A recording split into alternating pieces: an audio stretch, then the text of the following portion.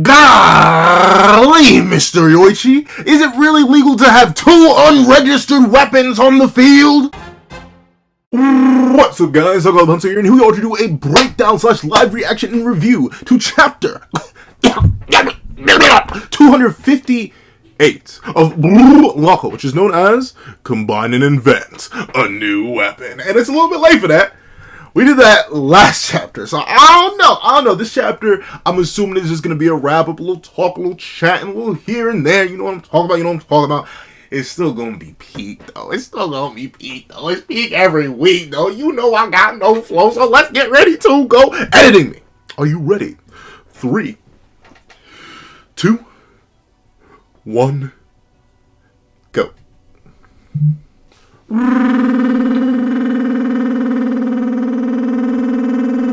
What's up, guys? That guy with a pencil here. Fun fact, I do happen to come here, have it on me, and keep it on me at all times. And another fun fact.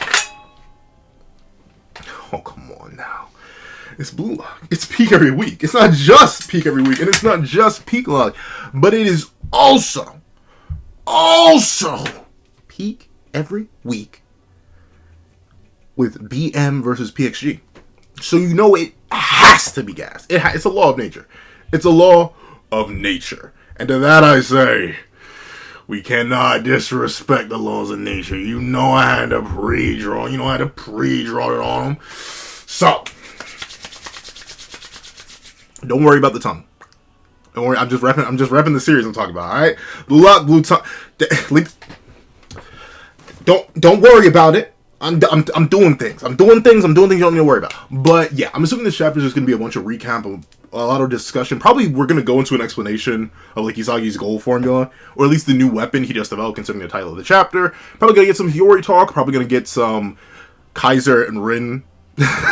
I'm not sure talk, but they're likely going to crash out. I'm interested to see Noah's reaction to it.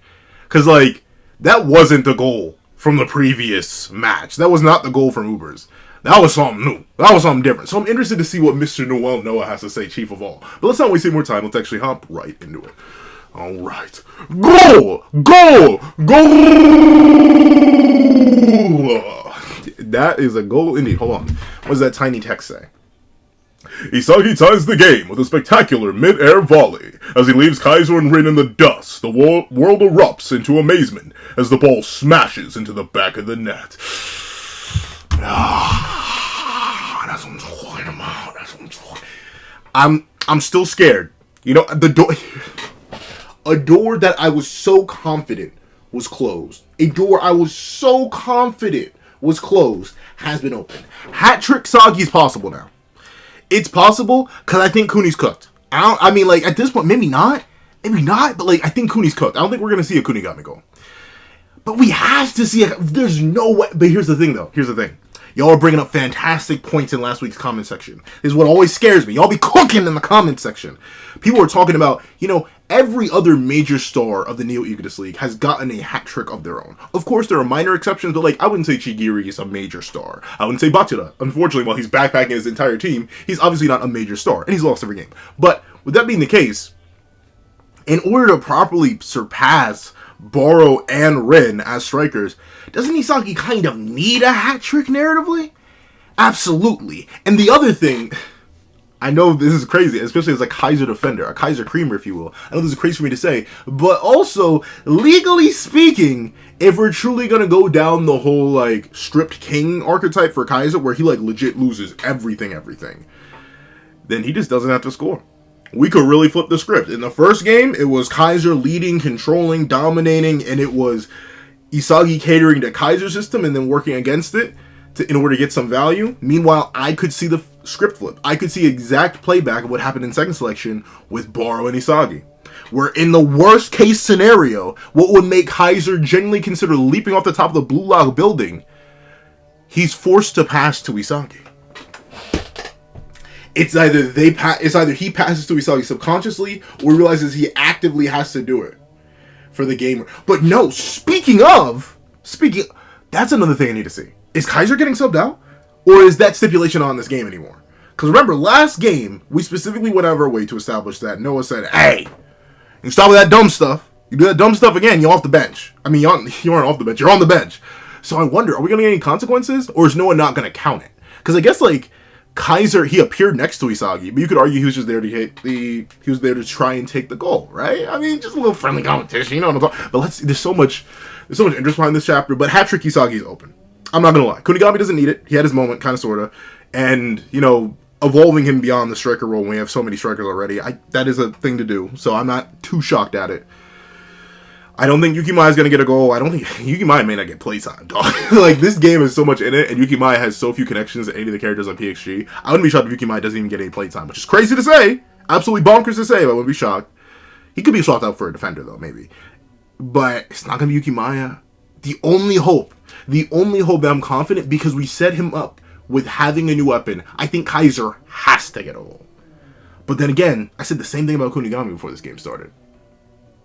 And now I'm not too confident in that. So maybe Kaiser... I'm sorry, I'm wasting so much time on this first page. Let's see. Goal! What a tremendous goal that was. Isagi Yoichi pulls off an otherworldly mid-air direct shot. I swear... And, you know, I know mangakas have, like, different art styles. I guess, technically, I'm not a mangaka, but I even have my own, like, slight variations in art style. But I swear, man, sometimes these characters are not drawn by Nomura. This looks like Nomura's art style. These two characters do not look like Nomura. I swear. Does Nomura have assistants for the art? I'm not sure. Because I know sometimes that happens. Like, I'm thinking a lot in Hori's manga, My Hero Academia. A lot of the times, backgrounds, or especially groups of backgrounds, they're drawn by some of his assistants. Usually the assistants help with, like, inking and stuff like that, and making sure, like, things line up with model sheets. But outside of that, occasionally they do, like, background shots or, like, background elements and stuff like that. I'm thinking of God of High School as well, another popular series, but not where near as popular as My Hero Academia, where there are, like, multiple different artists for background characters, artists for backgrounds. So maybe that's the case here, because it doesn't look like Nomura's typical art style. But, you know what, it actually kind of does look like another manga he worked on. I forget what it's called, but it looks like another manga he worked on. So this is probably just in his bag, and he's switching it up every once in a while. I do like the reference right here to the boy that shook Isagi's hand after the U20 match, him being excited with his goat succeeding. I still do wish we got a bit more of the rest of the families, though. Like, I can understand the Itoshi parents not watching. They don't care. Like, once again, we don't have enough established about them to see if they care. I'm not sure if we've even met Shido's family. I don't think this is meant to be Shido's family. That's a completely different group. So, like, I don't know. Maybe Kanejiro-san's just hesitant to introduce them, but kind of weird. We don't get Shido's family at all. They're kind of like a ghost group.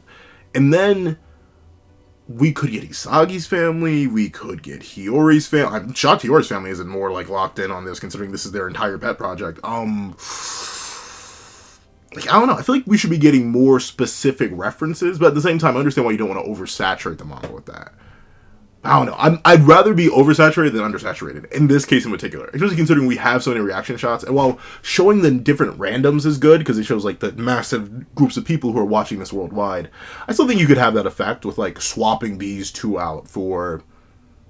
what's a duo? Like, yeah, like Isagi's parents right here. Like, the fact that we don't... Well, let me see. Do we get... No. Okay, I'm not gonna scroll too far. But, like, you're telling me Isagi's parents aren't watching their son cook? Live on TV? Come on now. Let's see.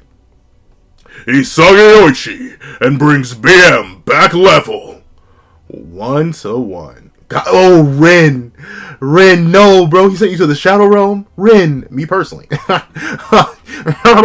Me personally. Mr. Rin, I would not be laying down like that, bro. Get up. What you doing on the ground, bro? What you doing on the ground? He's still in midair. Golly. They must have been so forced. Thank you for people correcting me. I completely forgot. Yeah, the right is the dominant foot. So he ended up fake volleying with his left into his right. And that's why that shot was so strong. But still, golly, bro, you're still in midair? How did this happen? What kind of airtime did you get, Bucko? That's crazy. But brings it back to level. BM versus PXG 1-1. All right. Oh, look at him tweaking. I don't blame him. I tweak too. Oh, even Shido's here. Kunigami, where you at? Oh, there's Kunigami. Oh, Shido got away from Kunigami. That's kind of crazy. But there we go. I like that. For real. All right. I do love how hard he's tweaking, though. But for good reason, right? Like, notably, thinking back... Is this crazy to say? Is this a crazy take? I think outside of, like, Itadori Yuji and Denji, I think Isagi, in terms of new gen MCs, is definitely, like, one of the biggest and most trackable power developments and like standing developments in their respective universe. Across these 258 chapters, we've seen Isagi go from the bottom rung all the way to competing for the top spot, and it doesn't feel forced. There's some things. I'll talk about that in their own video. But most of Isagi's development and a lot of his recent W's, they all feel organic and fitting to the character and the adaptation status of Isagi, the Maharaga. I forget who said it. Someone said, like, the Maharagafication of Isagi, so he adapts to any and all phenomena. It's fantastic. It's hinted at from early on in the series, and I'm loving that it's coming back out. So, gas. Well, let's see. Let's take a look. And look at these two tweak, man. Bro, live TV. Y'all are on live TV. Is it really that deep? Kaiser, you a full-grown man. Like, here's the thing. I can somewhat understand Rin crashing out. You know, remember, Rin is going with, like, deep personal motivation right now. Like, him crushing Isagi isn't just so he can stay number one in the Neo Egoist League, but it's also to prove Sei wrong. Right? Like, say at the end of the U20, after all Rin did, after Rin being the main facilitator for Isagi's goal that made him the hero of Blue Lock and all that, Sei was like, yai! But the real future of Japanese soccer, it lies with Isagi Yoichi. So Rin, with his older brother putting that on his chest, with Isagi being his main rival, the only person to see the world the way that Rin has so far within Blue Lock, the one person Rin's been willing to fight against consistently ever since he acknowledged that fact, and the person Rin considers his one true rival outside of his actual pinnacle and nemesis in his older brother, I can understand Rin hitting the but Kaiser, are you genuinely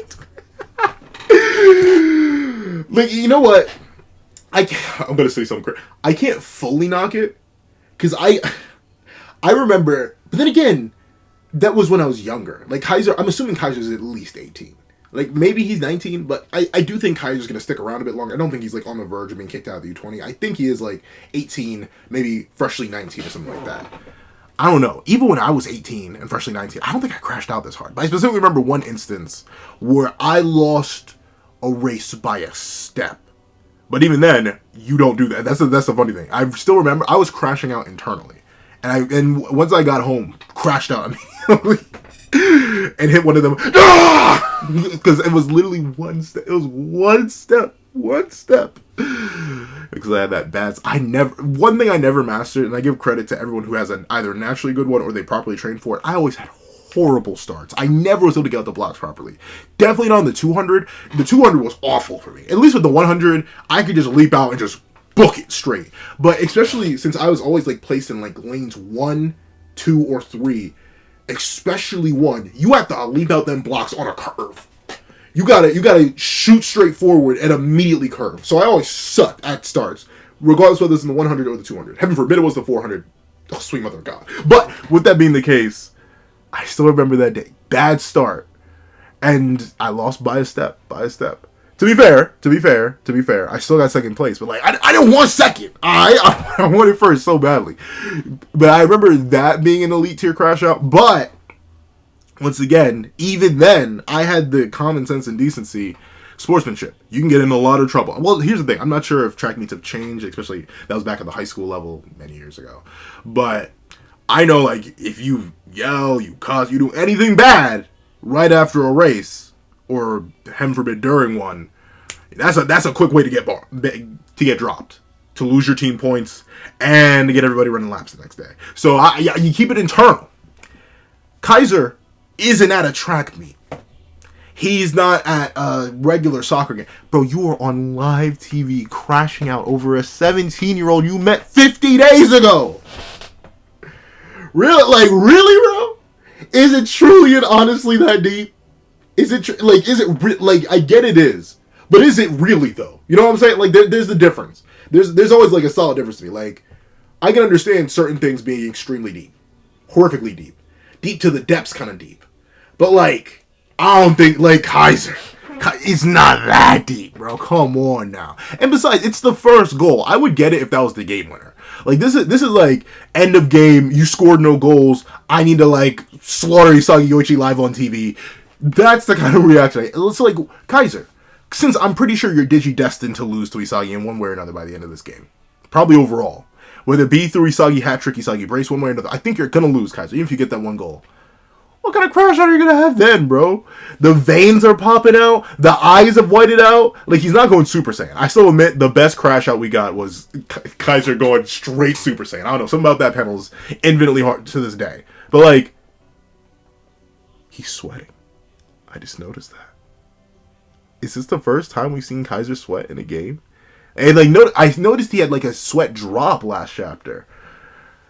But no, bro's dripping a bit. Kaiser, no, don't get crept. Oh, he's getting... Oh, Kaiser, your status is already in, like, vagueness. I'm worried. Kaiser, no. I know I'm, like, one of the biggest Kaiser fans on the planet. I know Kaiser actually isn't that popular of a character, which is so weird.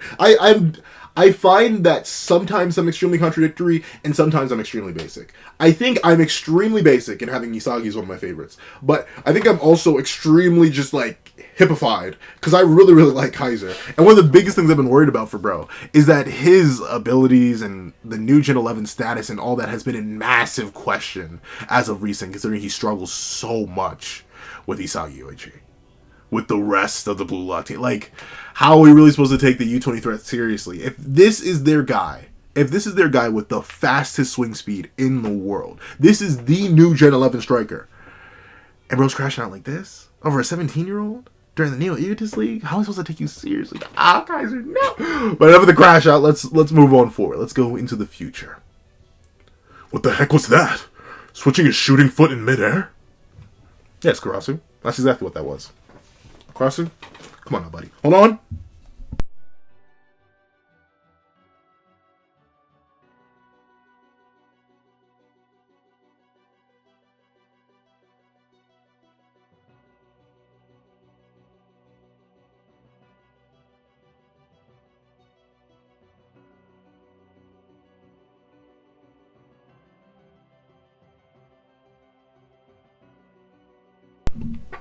My apologies. But, Karasu, bro, you need to cook. I'm not saying Karasu's not going to be in the starting 11. Like, I'm still trying to think. He kind of needs to be there. Like, I mean, maybe not. Ooh, maybe not. Ooh, maybe not. Karasu, you need to fight back, bro. I'm thinking about it now. Especially if Sei does end up playing for Japan. Which I think is what we're building to. I think Sei being our new Gen 111 piece, he's going to play for Japan. Karasu, you don't want to be a bench player, do you now? Because think about it, now, I know Rayo's on the verge, but Rayo's still ranked higher than Karasu overall right now. But we have Rayo, we have Hiori, and then we have literally, who's the third? Shoot. Maybe we still need him? But Bachira, really? Do we need it with Bachira there? I'm not sure, because I don't think Bachira's being a striker. I think if we're going like a 3-3-4, that's what? That's 10, and then Bukagabon for 11. With three forwards, 3 midfielders, 4 defenders to like that bridge gap, and then 1 goalie. If you got Bachira, Rayo, and Hiori at mid, Karasu, what you doing, bro? Karasu. Number 3 in Blue Lock? And you're putting up these fraudulent numbers? I don't know, Karasu. You in danger, bucko. You're in danger. Let's see. Huh? Monster! You want to talk about, I was just clowning on Karasu. You want to talk about one of the hardest fall-offs in the entire manga. Tokimitsu Aoshi, bruh. I'm not even sure if that's your name. Because it's been so long since you've been at all valid, dog. How, bro? It's been like 100 plus chapters since Tokimitsu's cooked. That's crazy. He was the top 3. And now bro's looking like this? You built like the Hulk? But you running away like an ant, dog. What? Come on now. I was really hoping he'd cook a little bit in PXG. And unless he wakes up sometime from now on, I don't think we're going to see him cook. You're basically a body piece. Tokimitsu, you low-key built like Mensa right now. And you don't want to be built like Mensa. But let's see. Thank you, Raichi. Okay, bro, he's tweaking a little bit. But, if there's any time to tweak, it's now. If there's any time to tweak, it would be now, right? Like, I can't get on this case for tweak. I tweak too. I'm something of a tweaker myself, So, like, I can't knock Raichi's hustle. I really can't. Kinda, but not really. I can't really knock bro's hustle. Hit that triple time then. He's still evolving. Did you think he wouldn't? Nanase. Not like, I mean, once again, it comes into the question like how much of the rest of the Neo Egoist League did they view? But like, dude, have you not seen, bro? Like he went from accent piece with 1 assist to man of the match, pure playmaker, to getting a brace over the course of 50 days. Did you really think he was going to stop Nanase? The adaptability demon, the Maharaga of Blue Lock, the adaptation fiend? Nanase, bro, you got to open your eyes. Take that headband off. It's constricting that brain space, bro. Let it pop out a little bit. That was a fantastic explosion. Isagi Yoichi. You see, there it is. There it is. There's the balance. You know what's not there? Even a hint, a whiff, a taste of emoji speak. That's what I need from Yoshido. I get it. It's part of his aesthetic, but like, I still can't fully get over. I still can't fully rationalize it, bro. Why do you look like you're crashing out more? Why do you look like a fiend for it, Shido? Get off that stuff. Whatever they're feeding you, whatever Loki's got you huffing before all these games, bro, get off of it. It's got you looking freaky deaky. Absolutely boo-goo mongers. But let me see. Don't expect any passes from me anymore. You overly dependent egoist. Oh, okay. Alright. That's fine. You say that for now, Kunigami. But, look at that. No Dark Scalera. He seems kind of calm. The bags are less. So Kunigami's back. I'll admit, though, if this truly is, like, notably, I think Kunigami and Shido have kind of clicked. They've played their roles. Shido got the goal, so he can get some more point value, and he can be that guy. And Kunigami has now locked down Shido, effectively getting his revenge on Shido for all that Shido did to him. So, call it outlandish, call me insane, call it buku bonkers, but I think Kunigami's done for this game. In terms of, like, any possibility of score. I don't think we're going to see bro score. I highly doubt it. Unless we're going to go back to, like, the whole steak metaphor and blah, blah, blah, and then Isagi passes to Kunigami, and Kunigami scores. And then maybe, once again, I'm leaning more towards Isagi brace or Isagi hat trick now. My stocks, they're low-key divested from Kunigami. And I'll have to say, if this is truly it, if Kunigami doesn't come out and break my ankles and prove me absolutely wrong, Wildcard was a little bit underwhelming. I ain't gonna lie. Like, I know it sounds crazy, but like, I don't know, bro. The way Wildcard was hyped up, the way the early parts of the Neo Eaters League hyped up Kunigami as this different physical beast, this different physical creature, this animal, this basic duplicate biogenetic copy of Noel Noah, the best ambidextrous striker in the very world, for him to be reduced to a man marker and a pass merchant? Like, I don't know. I'm a little disappointed. And here's the thing. The reason I'm, like, disappointed in saying this may just be a wrap for Wildcard being, like, too good of a payoff or anything like that is because we're going to run into a blessing and a curse once we leave the Neo Eaters League. Unless, once again, I've been corrected. I've been wrong before, so tell me if I'm wrong again. I've seen that my current view is right, though, in the comments. But I'm pretty sure the club arcs, not really a thing. That's not happening. We're going immediately into the U20 arc after this. Because remember, the setup for the Neo Eaters League is that the U20 arc is in X amount of months.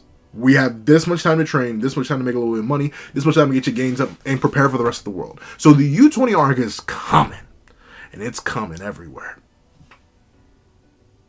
You know, I don't really have standards. But I think that was a low blow even for me. But no, regardless, we're not talking about boiler. But with that being the case, the blessing and the curse we're going to run into is we're going to have the blessing of what? I was talking on a live the other day with some people about this. I think 6 different Metavision users on the field at once. Potentially, depending on how the U20 team starting lineup or any lineup ends up going. Because we're going to have Isagi, obviously. We're going to have Hiori. We're going to have Reo. We're going to have Aiku, we're going to have Nico, and then who's the 6th one? I'm pretty sure there was a 6th Metavision user that I'm blanking on. But even still, 5 Metavision users. We're going to have that on the field. In the offensive line, in the mid line, and the defensive line. I swear, who am I forgetting? It's someone so obvious. I swear I'm forgetting somebody. Isagi, Hiori, Aiku, Nico, Reo. There's someone I'm forgetting. I don't know who I'm forgetting. Or maybe I've just made up a sixth person. But regardless, we're going to have 5 minutes of users on the field. Beautiful. Fantastic. We're going to have Shido and Rin working together. Beautiful. Fantastic. We're going to have Baro, Shido, Rin, Isagi, Bachira, Jigiri. So many characters are going to be vying for that striker spot and position. And don't get me wrong, I think Kunigami still has a shot of getting 1 goal later, maybe, down the line. But I don't see him really taking up that top striker spot. That's going to go to a Rin. That's going to go to an Isagi. That's going to go to a Shido. That's going to go to a Baro.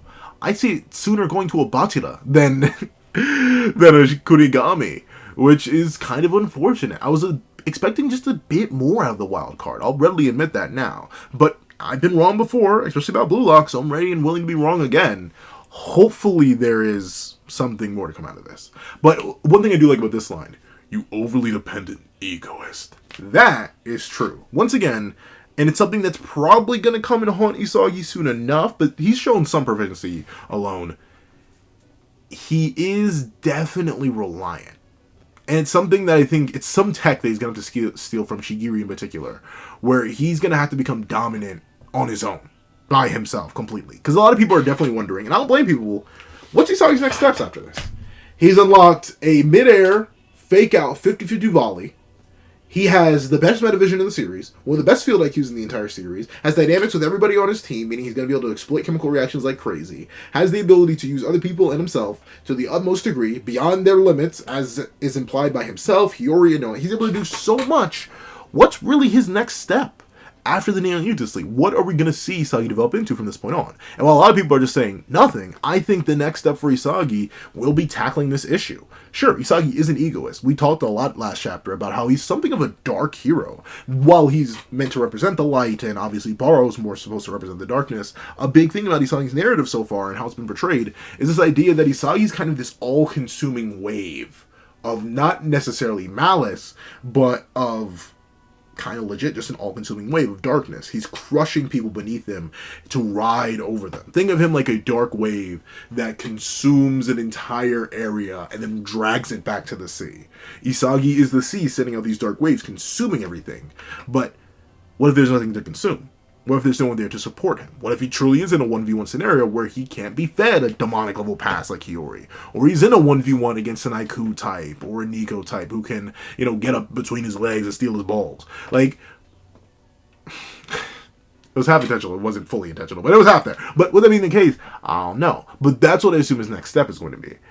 It's going to take some physicals evolving. It's going to take some more dribbling development. And it's going to take some more tech stealing. But I think Isagi leveling up his options from this point on are not just going to be developing his relationship to other people anymore, considering we're leading into a point where he will not have these relationships that he's going to be able to build off the opponent, and he's going to be working with people.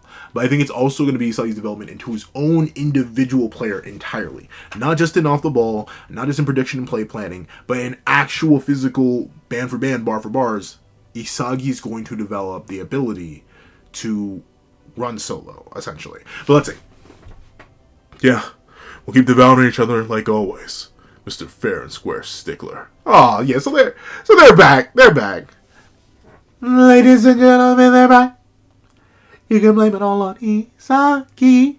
He was wrong to take you so Kunigami. Let me take a sip.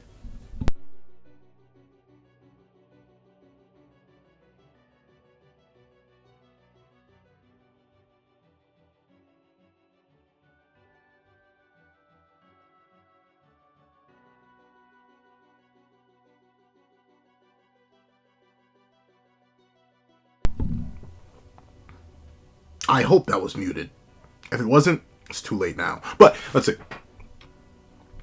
I do like that this dynamic is returning though. I do want to see how this plays out in the long run though. And like once we get back to the other remaining members, the rest of the E4 and your Bachilas and your Chigiris, I wonder if this more relaxed pre-wildcard Kunigami mindset's gonna start blending to them too, and how that affects the field dynamics later on. Once again, I'm super excited for the U20 match, or the U20 arc, essentially, because we're going to see some old character combinations, some new character combinations, and how much the Neo Justice League has developed and changed these dynamics to allow them to work for each other and against each other. It'll be interesting. Let's see. Gee, Hiori, you cannot be doing that. Isagi is 5'9", you are 6 foot, bro. Get off his back. Let me see. What the heck was that shot just now? That was amazing!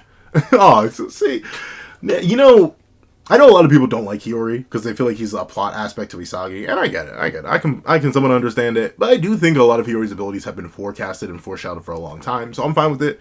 But also, I really like this dynamic. Like, man, honestly, out of the dynamics we've had for Isagi so far in terms of, like, straight partnerships, this is probably tied with Bachira for me already.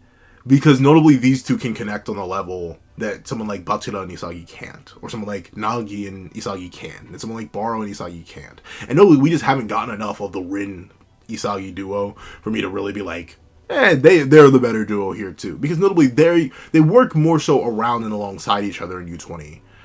Rather than with each other, if you know what I'm saying. So, Hiori and Isagi, who have basically been playing the same, thinking the same, seeing the field the same, understanding each other the same, working in their visions with each other to try and overlap them and create a better, truer, greater vision. I think it's really, really good. I love this dynamic. Let's see.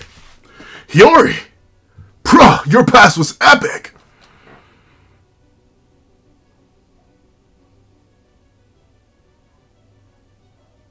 Bruh. You know, here's the thing. I've heard mixed things. Either I try too hard and thusly incorporate too much slang or modern slang, or I don't try enough and thusly I sound very, very old. I don't know. I keep flipping back and forth between whichever one it is. I'm not sure. Do I? Am I using the slang properly? I try to. Bruh. but you know what? I say broad enough context that I can't really get mad at Isagi for that. Well, this isn't part of the sandwich. Let's see. Of course, you idiot! Yeah, of course. You know, peak performance on peak performance. Let's see. How much did you visualize? My alley cross, Kunigami's assist, your goal? You're always like, how much of the future did you see, bucko? What kind of vision were you seeing? But once again, I do like that we're reinforcing the fact that while Hiori is able to see an aspect, a piece, a fraction of a fraction of a fraction of the divine visage of Isagi Raga, even he's like, dude, I saw something. It wasn't that though. That was something different. Like I saw a vision of the field. I knew the best pass to do, but your completion of that. That was unique. What did you do? I do like that. I do like that Hiori is extremely intelligent, extremely smart, extremely powerful, obviously a fantastic asset, but Isagi is still technically superior to him in terms of field IQ and visualization and metavision. Of course, that comes from the fact that Hiori's had metavision less than Isagi, obviously, but still, it's very, very good stuff. Let's see. I believe you would send the perfect pass, and as for Kunigami's assist, I adjusted after I realized Kunigami's mindset. Since Shido's running up and down the field... since Kunigami's running up and down the field to contain Shido, his chances of being involved in clutch situations are very high. Yeah. Essentially, like, it's kind of just using Kunigami as an accent piece. It's kind of like... What's a good example that isn't fighter? It's kind of like...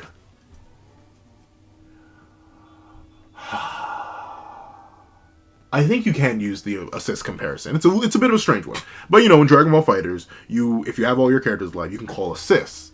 And what some people use the assists for are offensively and defensively, or supplementary assists, like assists that are good in combos and stuff like that, and may have some mix-up utility. I think right now, Kunigami's kind of playing that role. He's a more mixed assist. You don't necessarily use him for the block stun.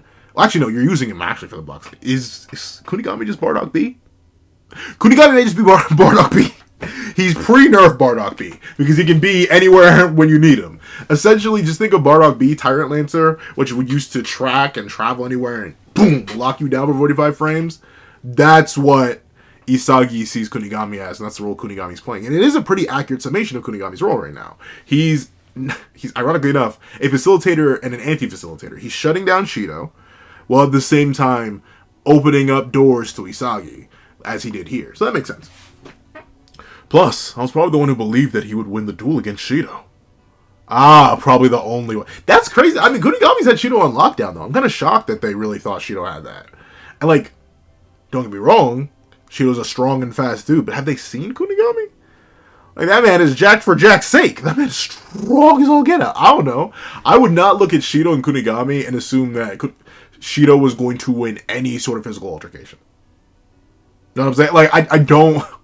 That's a vision that I'm not 2020 on. So I'm shocked that no one else saw that. But still, I can see how this fits into Isagi's mindset of trust, of his altruistic protagonism, and his interest. I forget what that whole system that was introduced earlier was. The selfish ego versus the non-selfish ego. All that. I get how that plays into Isagi's existing mindset and the utilization of information that only he would believe in and only he would have access to based on his faith and knowledge of Kunigami. Someone like Kaiser would have never guessed that. Someone like Rin would have never guessed that because they don't know Kunigami that well. And they also don't have an existing dynamic with them. And they assume that Shido's more overwhelming power and higher ranking and stuff like that would probably lead to a dub. But since Isagi knew the truth, since Isagi saw the vision, you know what I'm talking about, then he was able to use Kunigami in that way. Smart stuff, Mr. Yoichi, I see it. That he would win in the duel against Shido. Oh, okay. I see. A combination that only Isagi-kun can pull off. And then you finish it with your ultimate trump card. I mean, yeah, I can see it. I can see the vision. Hold on, let me take a sip.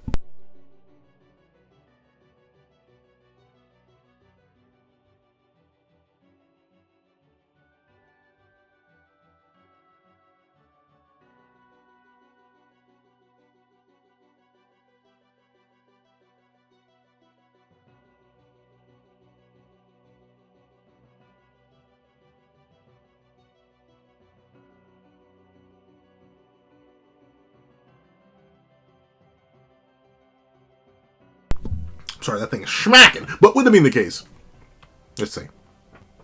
Ah, well, you're wrong. Whoa, Isagi! Dude, what?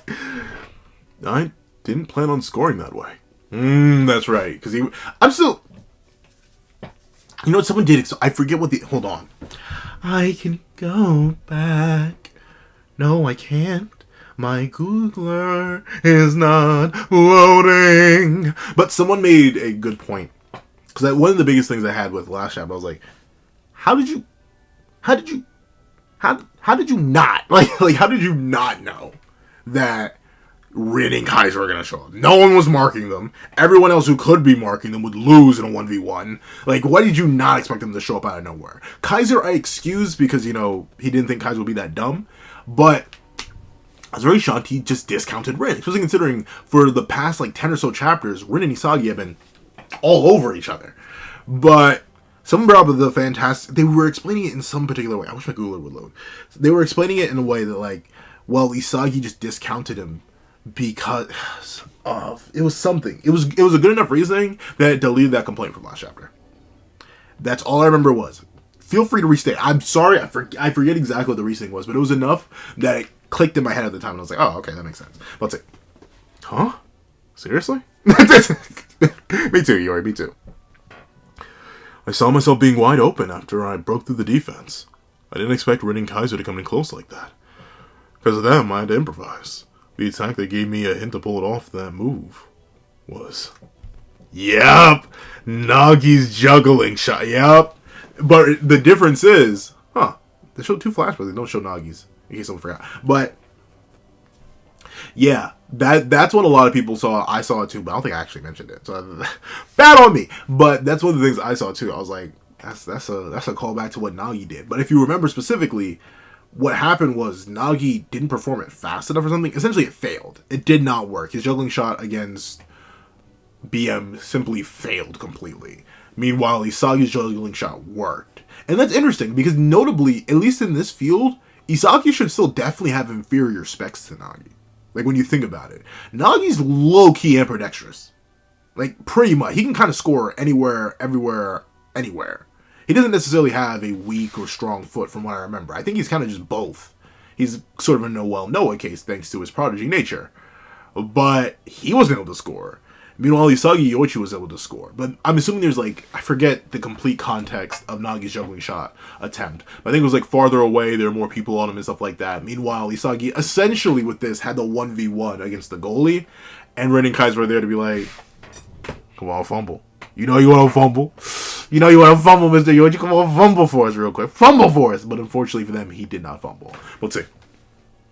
Oh, you mean the one he shot against us? Yeah.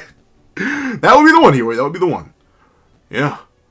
I probably had that image of Nagi's shot stored away in my head.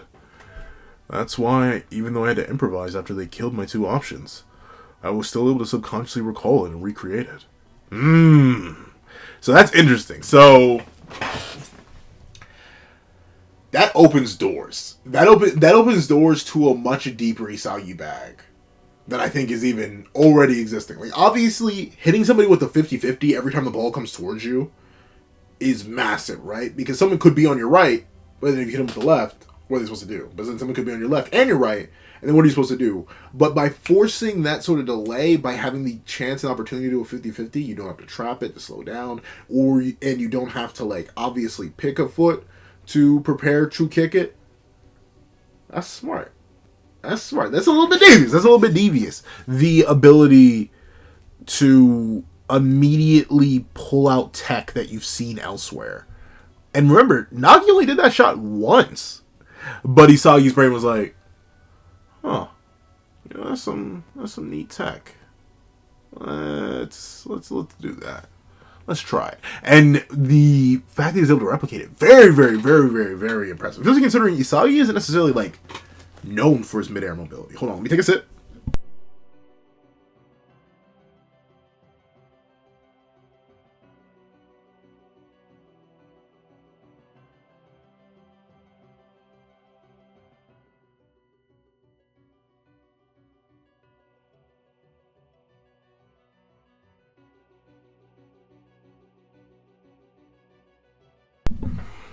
Alright, we're back. That means this shot was a combo of Nagi's a shot of Nagi's creativity and Isagi-kun's direct shot. Well, since I stole that from Nagi... Well, I stole that move from Nagi. But it's true that I would have been able to pull it off if I hadn't seen Nagi do it firsthand. Okay. Once again, I saw people complaining about it, because once again, when people brought up that idea, that was a Nagi original shot, how did Isagi pull it off? The idea that Isagi can replicate other people's abilities that seem somewhat unique to them as long as they fit within his general spec criteria isn't new. I know this sounds crazy, but remember all the way back to Naruhaya. That was one of the biggest things about Isagi. The willingness to destroy oneself and recreate yourself on the fly in order to incorporate other abilities. And one thing I will admit, it seems like Isagi's been very specifically working to increase his dexterity a lot throughout the preceding arc up to this point. From him getting better dribbling during Manshine to getting even better control with the ball over Corona, alongside an Uber. So, like, it's not like this, at least in my opinion, it's not like this comes out of nowhere. The idea that Isagi can steal tech like this is in character. The only thing I'll admit, it does seem like he perfectly stole and adapted that tech. And even fused it. Which does seem to cut a bit into Ryo's airspace, but I think why Ryo still works a bit independently from Isagi, while you can have the two without them clashing, is the fact that Isagi mainly tends to use these things as a built-in structure for offensive plays and goal scoring. Meanwhile, it seems like Ryo typically uses it for support-based midfielding. So I think it's fine. I know a lot of people were definitely worried for Ryo's spot after Isagi Maharaga Nagi's tech, but I think Ryo's still safe. Let's see. An ambidextrous mid-air quick draw. Two-splagooter volley. Yep, that's the thing. I know it sounds so stupid for those who don't play fighting games, but one of the most dangerous things you can have is a consistent 50-50. It is one, at least in my opinion, and notably, I don't play too many fighting games. I'm on, like, the lowest level of Guilty Gear. I'm still trying to figure out how to play Guilty Gear properly. I don't even have, like, a set main. Like, I try to main Ramethal, but I don't play the game consistently enough, nor do I have enough practice. I don't even know combos. I just be hitting buttons and praying. And that's how I used to play fighters. But one of the things I've noticed, once you get that consistent 50-50, and you can set yourself back up into it as long as your opponent doesn't know your matchup too well, That's gold right there. Especially if you get the right setups off of 50-50. That's one of the big things that Blue Lock's all about. The replication of goal scoring opportunities is similar to the replication of mix-up setups in fighting games. As long as you're able to consistently open your opponent up with some, in this case, what I'm referring to here, 50-50, you're golden. You're good, son. Of course, there are just opponents who will mash. You'll always be able to get through them. And obviously, I don't think Isagi's always going to need an ambidextrous mid or quick draw, the 2-Splagooter volley. But simply having that. And now every single person who knows Isagi can't just bank on the fact that, oh, he's going to trap it and shoot with his right. Or he's going to trap it and shoot with his left. Now you have to worry about whether he's going to immediately shoot it with whatever side the ball is coming to. If he's going to hit the volley on you in midair and switch feet so your defense is worthless, or if he's going to fake you out, volley with the other foot, and still get the 50-50s are endless. Guarding Isagi just got infinitely harder just because he unlocked that consistent 50-50. And of course, technically, the moment Isagi unlocked even his weak foot, that was technically a 50-50, but like, this is even more consistent and add more layers to it. This is almost, technically, despite being a 50-50 in the sense it's a right direct shot and a left direct shot, this is almost tantamount to like a 4-way mix-up. Like Android 21 level 3 pre-nerf. I know people who don't play fighters are like, what are you talking about? But essentially, before the nerf, Android 21, the ground level 3, the Candy Beam, had this deadly, devious, diabolical 4-way mix-up. Where you had to pick whether she was going to go high, low on the left, high, low on the right, and you just had to guess. It's what made her one of the most devious and diabolical characters to come and switch into afterwards. I think she's only like beat out consistently at that point by like Cell in terms of level 3 mix. And Isagi kind of has that now. He has so many different options to score with, despite specifically just relying on direct shots. Once this man's bag gets deeper, once he starts figuring out some curve shots, so maybe a gyro shot here, that once he starts getting deeper in his bag, dog, he's gonna be deadly, bro. He's gonna be deadly. Let's see. Huh. 2-Splagooter, huh? Hold on a second. This shot is epic. Oh, okay, so it looks like we're going to the next step. Huh? What do you mean? That means no matter which direction a defender comes in to block your shot, you can fake them in midair and shoot after you destroy their timing. Plus, the goalkeeper's gonna have a hard time timing your shot. Which foot? When? If you could recreate that shot consistently, you'll be unstoppable. Yep, once again, it's that mix-up. And ironically enough, this isn't necessarily a 4-way mix-up because it's defender versus goalie, but still, these two can happen simultaneously. Where you can just absolutely fake a defender and then immediately, at the same time, press the goalie, who may either have their eyes blocked by the defender or is going to have to take a guess. Because even, as a person who played goalie years ago, admittedly it was for very little time, I still remember, it just takes a split second. You just need to be 1/2 second late, and you will miss a block. So if there's that moment of hesitation right there, we've seen it in Blue Lock before with Gagamaru, who has some of the best reaction time and body built for a goalie in the entire series. When those mix-ups happen and he just has that 1 second hesitation or a misstep, things can get tragic. New paddock. It could be automatic. So yeah, Isagi having that, beautiful stuff. Beautiful buffs. Let's see. 2-Splagooter volley. He's right. That means I just came up with an incredible weapon right now. Oh my. Yes, sir. Yes, sir. He's lying for a minute. Isagi, I will know their name. Well, let's see. Oh, hey, I was looking for you, Bago. What you gotta say? Excellent, Isagi Yoichi. Huh? We're switching things up, BM.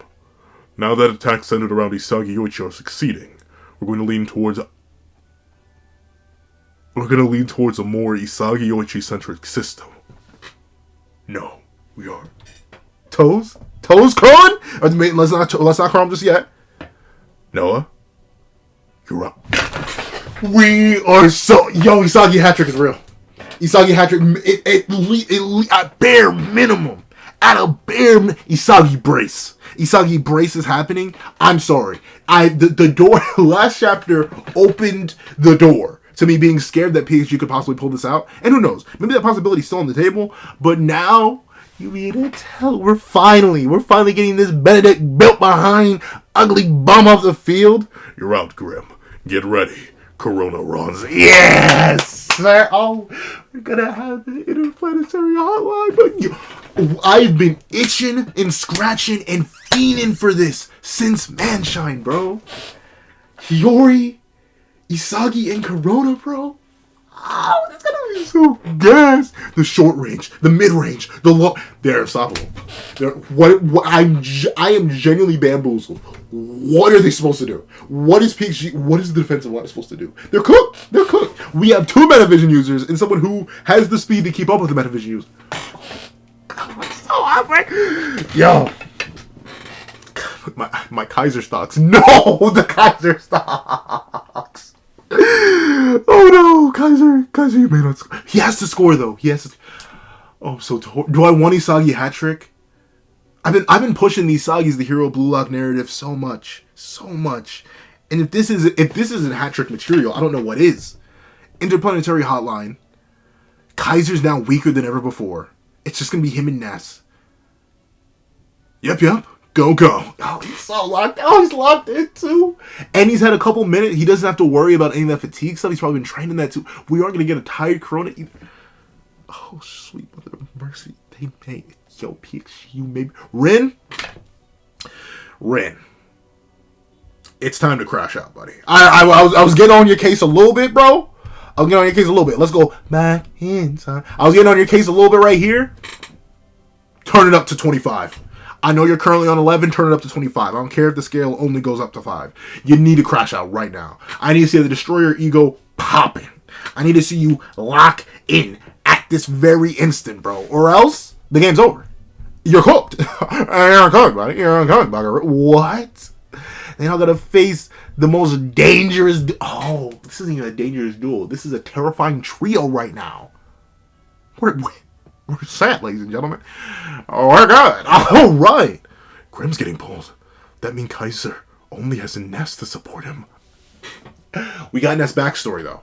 But then again, here's the thing. I'm still smelling, especially with the hint at the end of Ubers, and Ness backstory. I'm still smelling Ness subconsciously giving up on Kaiser and passing to Isagi. One thing's happening. Kaiser's ending up a naked emperor one way or another. And either that's Isagi stealing Ness or Kaiser being forced to pass to Isagi. And now that's only him and Ness. Kaiser, that new weapon better be out reversal. It better be something deadly. That better be the best goal in the series, Kaiser. Because other than that, I don't know how you're meant to cook. And you're genuinely sweating too. Oh no, it's over. No, Kaiser, don't.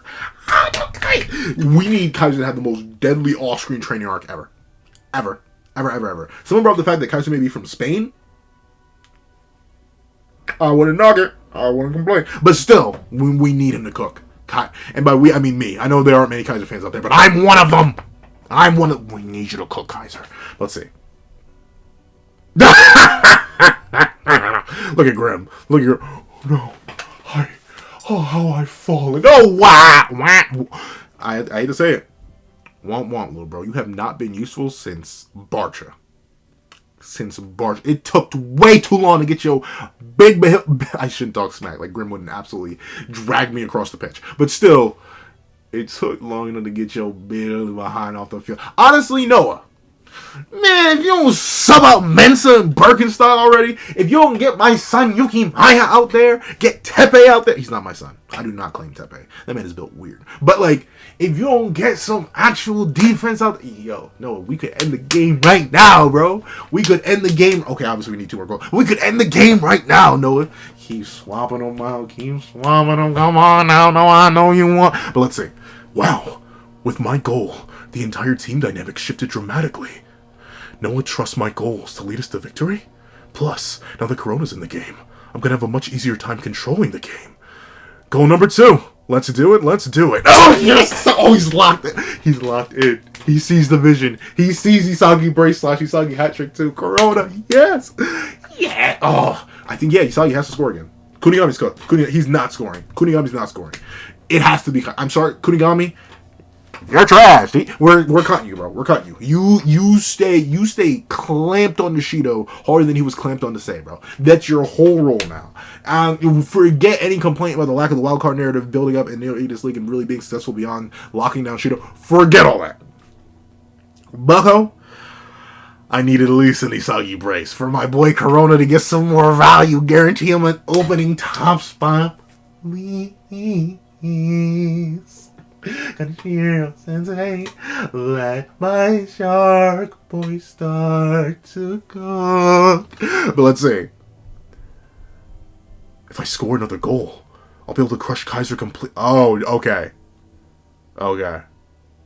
Kaiser scored. Kaiser's got next though. I can smell it.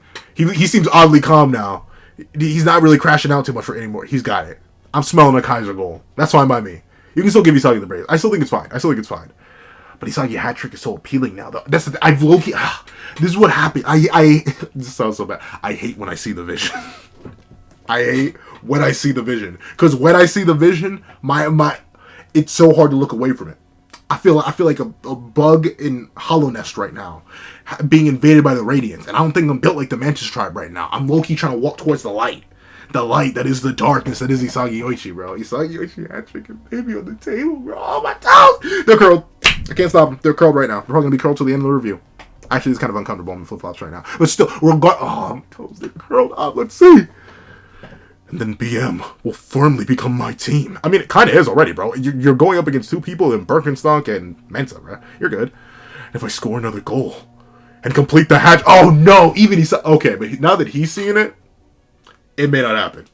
I don't think we're going that... But who knows? Maybe we are, bro. Maybe we are. Oh, no. Let's see. I'll surpass Rin. Ooh, this is... And this, ladies and gentlemen, is what we call thumbnail material. I'll surpass Rin. And I'll become... the best player in the Neo Egotist League. I don't know, bro. Can you beat Lorenzo in a 1v1? I don't think you can, bucko. But let's see. I can do it. I can still see it. I will win. Lock in, then. I can visualize it more clearly. The image of me becoming. I'm becoming the best in the world?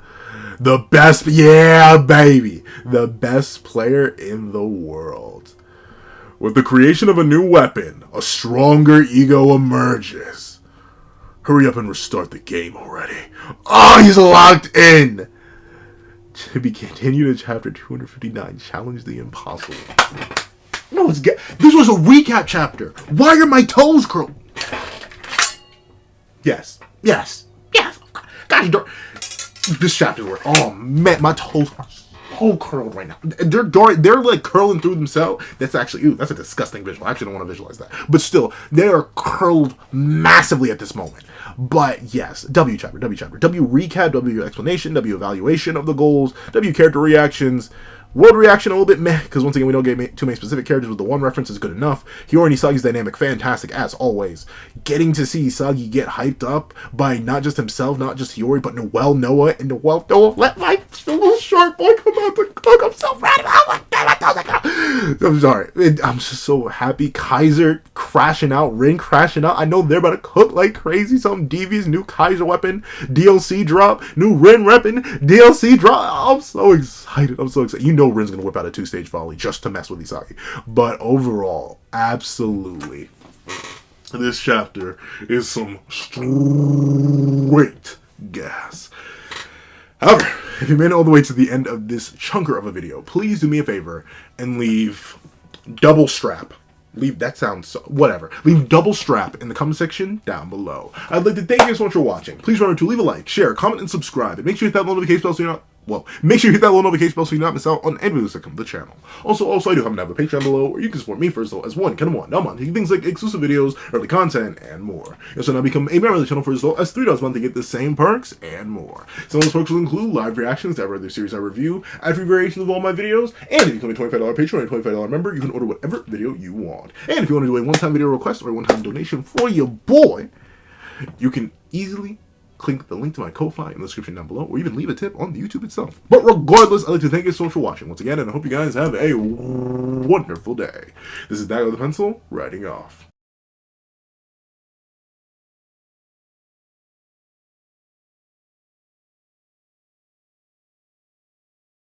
I would like to give a thank you to our $3 members. So Connor Plays, Greyhound, Atkins Void, Astro, Eternal Flame, Querencia Atala, Red Wolf 4765, G Prosper, and Paris Arnold. And I'd like to give a thank you to our $5 patrons, Steron, Sean, Midnight Lord 21, Marcus, Kevin, and Igneel. And I'd like to give a big old thank you to our $7 members, Autumn Mornings Lazo and Sick Addiction. And I'd like to give a big old thank you to our $10 member, Robbie Uchiha. And I'd like to give a gargantuan thank you to our $10 patrons, Panda Goat, Joaquin, and Idemokami. And I'd like to give a gargantuan scrumdiddlyumptious thank you to our $25 patron, ChinaDoll09. And I'd like to give another gargantuan gargantuan I have no idea what that word. Thank you to our $25 patron, Calvin Elder.